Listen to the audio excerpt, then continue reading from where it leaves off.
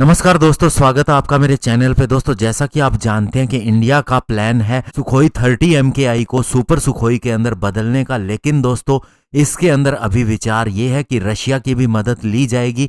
हालांकि ये डायरेक्ट मदद नहीं होगी, लेकिन दोस्तों फ्यूचर में कोई दिक्कत आ जाए तो रशियन असिस्टेंस हासिल हो सकती है। और वैसे भी रशिया हमारा मित्र देश है, तो उसे साथ में लेके चलना ठीक रहेगा, और ये उसी का बनाया हुआ फाइटर जेट है। तो ऐसे में आज इसी के ऊपर बात करेंगे। चलिए दोस्तों शुरू करते हैं। तो दोस्तों पहले जो HAL का प्रपोजल है वो है इंडिया के 200 सुखोई 30 MKI को सुपर सुखोई में बदलने का। इसके अंदर लेटेस्ट एवियोनिक्स और रडार टेक्नोलॉजी को इंटीग्रेट किया जाएगा, जिसे इंडिया के अंदर ही डेवलप किया गया है। लेकिन दोस्तों इसके अंदर रशियन ऑफिशियल से अप्रूवल भी चाहिए होगा, और जो कि माना जा रहा है रशिया हमें अप्रूवल दे देगा, और साथ ही वह टेक्निकल कंसल्टेंट की तरह भी हमारी मदद करेगा इस प्रोग्राम के अंदर। और जहां तक दोस्तों ये है कि सुपर सुखोई प्रोग्राम होगा कैसा, तो ये लगभग रशिया के सुखोई Su-30 SM-2 प्रोग्राम के जैसा होगा, जो कि दोस्तों खुद सुखोई 30 MKI के ऊपर ही आधारित है। और इसके अंदर भी रशिया ने जो चीजें बदली हैं, इसके अंदर नया digital cockpit, AES, fire control radar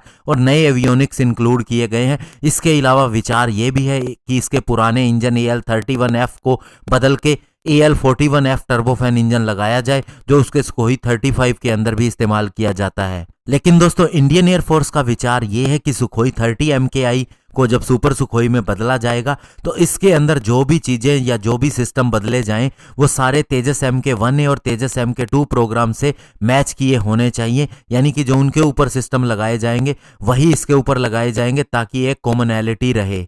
और दोस्तों बड़ी बात यह है कि HAL इस समय पूरी तरह से कॉन्फिडेंस में है कि वह बिना रशियन असिस्टेंस के, जो कि दोस्तों ओरिजिनल इक्विपमेंट मैन्युफैक्चरर भी है इस फाइटर जेट के लिए, इस फाइटर जेट को अपग्रेड कर सकता है। सारे सिस्टम उसने लोकली डेवलप किए हैं।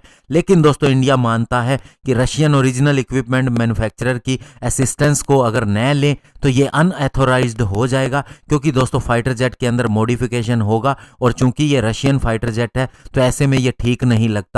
और इसके अलावा अगर फ्यूचर में अगर इसके अंदर कोई दिक्कत आ जाती है तो फिर हम रशिया से मदद ले सकते हैं। यानी दोस्तों आपको यह भी बता दें कि रशियन जो असिस्टेंस हमें मिलेगी उसके लिए इंडिया पैसा भी देगा। हालांकि इसकी कोई जरूरत नहीं है, लेकिन दोस्तों ये एक तरह से इंश्योरेंस पॉलिसी का काम करेगा कि अगर कोई दिक्कत आ जाती है फ्यूचर के अंदर तो हमें असिस्टेंस मिल जाएगी। और दोस्तों आपको यह भी बता दें कि जब हमने 2 सुखोई 30 MKI के साथ में BrahMos air launched cruise missile को इंटीग्रेट किया था, तो इसकी फ्यूसिलेज के अंदर काफी ज्यादा चीजें चेंज की गई थी। स्पेशली दोस्तों इसकी हार्डनिंग की गई थी ताकि यह इतनी भारी मिसाइल को कैरी कर सके। तो उस समय हमें रशिया से जो ऑफर मिला था वो काफ़ी ज़्यादा महंगा था।